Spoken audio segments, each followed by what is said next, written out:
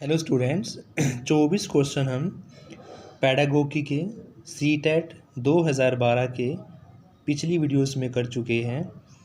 आज हम question number 25 से शुरू करेंगे। 25 क्वेश्चन हैं, डैश को एक अभिप्रेरित शिक्षण का संकेतक माना जाता है। यानी कि जो आपके पास चार ऑप्शन दिए हुए हैं, इनमें से कौन सा वह ऑप्शन है जिससे यह पता चल सकता है कि हमारी कक्षा में जो शिक्षण हो रहा है वो बहुत अभिप्रेरित शिक्षण है। कक्षा में अधिकतम उपस्थिति, यानी कि बच्चे कक्षा में ज़्यादा से ज़्यादा होंगे, क्या वो कक्षा अभिप्रेरित शिक्षण होगी? या शिक्षक द्वारा दिया गया उपचारात्मक कार्य, यानी कि जो शिक्षक ने कार्य दिया है घर से करने के लिए, उपचारात्मक कार्य दिया है, क्या सारे बच्चों ने वो कर लिया, तो यह संकेत है कि कक्षा हमारी अभिप्रेरित है। या विद्यार्थियों द्वारा प्रश्न पूछना, या कक्षा में एकदम खामोशी। देखो, अगर बच्चे अभिप्रेरित होंगे, मोटिवेटेड होंगे, क्लास में ध्यान से पढ़ रहे होंगे, जिस टॉपिक को ध्यान से पढ़ेंगे उनके मन में क्वेश्चन उठेंगे और वो टीचर से क्वेश्चन पूछेंगे, प्रश्न पूछेंगे, जिससे उनकी सृजनात्मकता का विकास होगा। हमने बच्चे की सृजनात्मकता का विकास करना है, इसीलिए आपके चारों ऑप्शन में से अगर विद्यार्थी ज़्यादा से ज़्यादा प्रश्न पूछेंगे तो वो कक्षा एक अभिप्रेरित या मोटिवेटेड कक्षा मानी जाएगी। तो आपका ऑप्शन नंबर 3 सही होगा। नेक्स्ट क्वेश्चन आपका, निम्न में से कौन सा बच्चे की सामाजिक मनोवैज्ञानिक आवश्यकताओं के साथ संबंध नहीं है? यानी चार ऑप्शन में से आपका कौन सा ऑप्शन है जो बच्चे की सामाजिक और मन का वैज्ञानिक आवश्यकताओं के साथ रिलेशन नहीं रखता? नहीं वाला है, ध्यान से करना है। सामाजिक अनुमोदन करना या सराहना की आवश्यकता होनी चाहिए बच्चे की कि आपने अच्छा कर दिया, ये करेंगे तो आप ऐसा हो जाएंगे, बच्चे की सराहना करनी। संवेगात्मक सुरक्षा की आवश्यकता होना कि बच्चा संवेगात्मक से बिल्कुल सही नहीं है तो उसको सुरक्षा प्रदान करनी चाहिए। या शरीर से अपशिष्ट पदार्थों को नियमित रूप से बाहर निकालना, या संगति की आवश्यकता। देखो, सामाजिक मनोवैज्ञानिक के अंदर बच्चा संगति में रहेगा, संगति के अंदर रहेगा, ये भी आपका होगा। स्वयं की सुरक्षा महसूस करेगा, ये भी होगा। सामाजिक सराहना की आवश्यकता होगी, ये भी होगा। लेकिन नहीं पूछा हुआ है तो शरीर से वेस्ट मटेरियल्स को बाहर निकालना, ये काम बच्चे का हर रोज़ का है, इस पे सामाजिक परिवेश का कोई भी फर्क नहीं पड़ता। इसलिए सामाजिक परिवेश या मनोवैज्ञानिक के साथ जो रिलेशन नहीं है वह ऑप्शन आपका होगा, शरीर से वेस्ट मटेरियल्स को बाहर निकालना, क्योंकि ये काम बच्चा हर रोज़ करता है। अगला क्वेश्चन स्टूडेंट्स, नेक्स्ट क्वेश्चन है, मन का मानचित्रण संबंधित है। यानी कि मन में जो बच्चे के चित्र चल रहा है वो इन चारों में से किस से संबंधित है? कि बोध या समझ को बढ़ाने की तकनीक चल रही है, या साहसिक कार्यों की ये योजना चल रही है, या मन का चित्र बनाने की योजना चल रही है, या मन की क्रियाशीलता पर अनुसंधान से। देखो स्टूडेंट्स, मन का मानचित्रण, या जो बातें मन में चलती हैं उनका एक मैप योजना करना, प्लानिंग करना है कि हम ये काम ऐसे करेंगे, इसके बाद ये होगा, एक प्लानिंग सिस्टम करना। ये इन चारों में से देखो मन की क्रियाशीलता पर डिपेंड करता है। अगर मन क्रियाशील होगा तो हम किसी की भी प्लानिंग कर सकते हैं, एक मन में उसकी क्रियाकलाप का चित्रण तैयार कर सकते हैं। इसलिए ना कि बोध बढ़ाने की तकनीक से, ना कि साहसिक कार्य करने की योजना से, ना कि मन का चित्र बनाने से। आपका मन का जो मानचित्रण होगा वो संबंधित होगा मन की क्रियाशीलता पर रिसर्च करने से।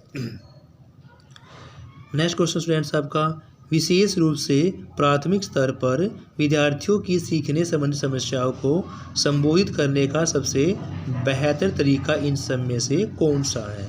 यानी विशेष रूप से होना चाहिए, प्राथमिक स्तर पर होना चाहिए, विद्यार्थियों को सीखने संबंधी समस्याओं को संबोधित करना है कि आप में ये समस्या सीखने संबंधी है। अक्षमता के अनुरूप विभिन्न शिक्षण पद्धतियों का प्रयोग करना चाहिए, महंगी या चमकदार साइंस सामग्री का प्रयोग करना चाहिए, सरल और रोचक पाठ्य पुस्तकों का प्रयोग करना चाहिए, या कहानी कथन पद्धति का प्रयोग करना चाहिए। देखो, बच्चे की प्राथमिक स्तर पर समस्या को जानना है कि वो किस प्रकार की समस्या से ग्रसित हैं, इसलिए महंगी और चमकदार साइंस सामग्री का प्रयोग करके हम ऐसा नहीं कर सकते। सिर्फ रोचक पाठ्य पुस्तक की बात या नेगेटिव होता है, ये भी नहीं करना होता हमें। कहानी कहकर भी बच्चे की हम समस्या को पहचान नहीं सकते। तो आपके तीनों नेगेटिव पॉइंट्स हो गए।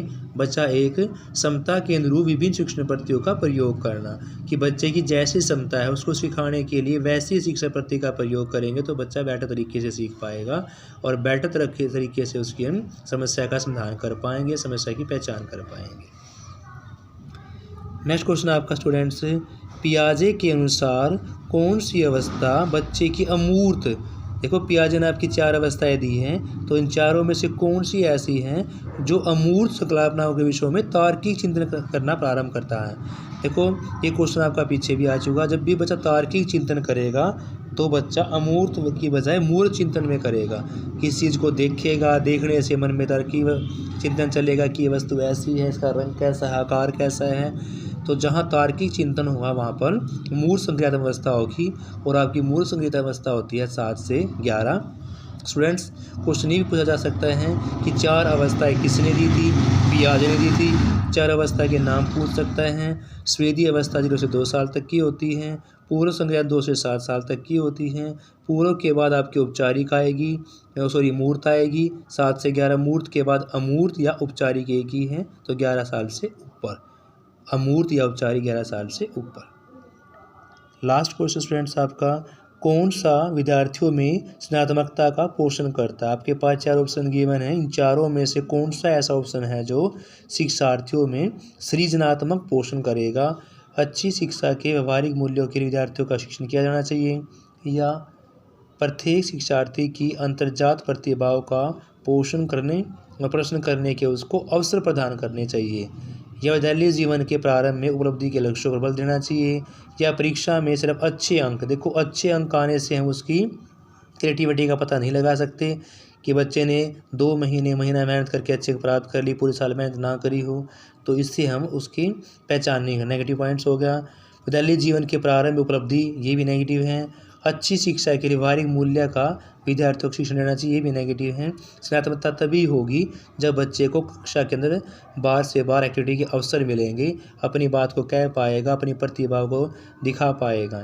इसलिए आपको ऑप्शन नंबर 2 सही होगा कि प्रत्येक शिक्षार्थी की अंतर्जात प्रतिभाओं का पोषण करने एवं प्रश्न करने के अवसर उपलब्ध करवाने चाहिए, तभी शिक्षार्थी की सृजनात्मकता का पोषण हो सकता है, पता चल सकता है। Thank you students. 3-4 वीडियो के अंदर हमारे 1 to 30 क्वेश्चन CTET 2012 के कंप्लीट हो चुके हैं। जिस बच्चे ने सारे क्वेश्चंस का सॉल्यूशन देखना है तो हमारे सारे वीडियोस वो देख सकता है। Thank you students.